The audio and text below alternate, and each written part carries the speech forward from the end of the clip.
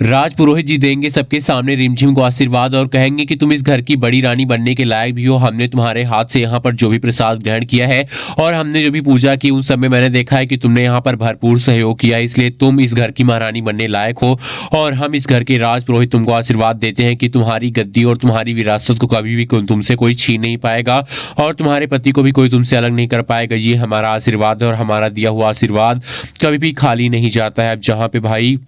सबके सामने समीर ने कहा था रिमझिम से कि देखता हूं तुम कैसे ये सब कर पाओगे, और यहाँ पर रिमझिम ने भी साफ साफ चुनौती दे दी थी समीर को कि आप देख लेना कि राज पुरोहित जी को मैं खुश भी करूंगी, उनके लिए खाना भी बनाऊंगी और मेरा बनाया हुआ खाना उनको पसंद भी आएगा। अब भाई फाइनली यहाँ पर उनका बनाया हुआ खाना जो है राज पुरोहित जी खाते और रिमझिम के हाथ का बनाया खाना खाकर तो बहुत ज़्यादा खुश भी होते और साथ साथ यहाँ पर जो भी रिमझिम पूजा की तैयारियां करती है उसमें यहाँ पर एक चीज़ होती है जो कि यहाँ पर लानी होती है, लेकिन कोई भी उसको ला नहीं सकता, यानी कि जो शहद होता है उस शहद को खुद निकाल कर लाना होगा और रिमझिम वहां पर वो शहद जो है लाकर खुद दिखा देगी और जो राज पुरोहित जी है वो बहुत ज्यादा खुश हो जाएंगे और कहेंगे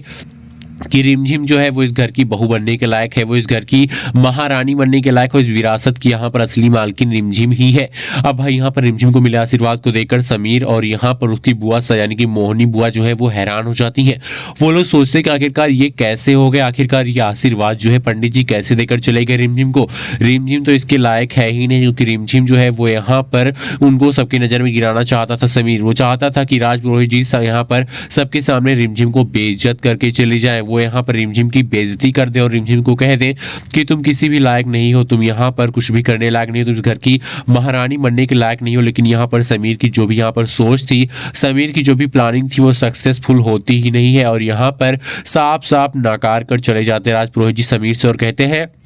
कि रिमझिम ही तुम्हारी पत्नी बनने के लायक थी और इस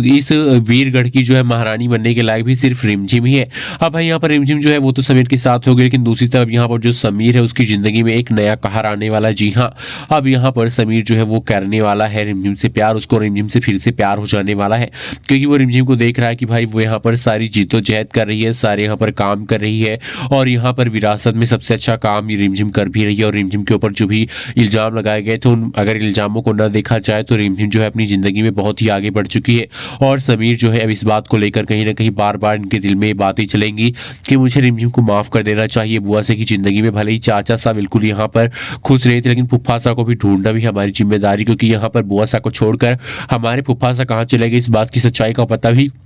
हमको लगाना पड़ेगा और इसके लिए हमको रिमझिम की मदद भी चाहिए। अब भाई बात साफ है कि यहाँ पर सच्चाई का पता लगाने के लिए रिमझिम और उसके साथ में समीर जो है सच्चाई का पता लगाएंगे और इस सच्चाई का पता लगाते लगाते रिमझिम को भी प्यार हो जाएगा यहाँ पर समीर से और समीर भी यहाँ पर कहीं ना कहीं रिमझिम को फिर से चाहने लगेगा। वीडियो को लाइक कीजिए, कमेंट करके बताइए कि आप क्या चाहते हैं। वीडियो को लाइक करना बिल्कुल भी ना भूलें।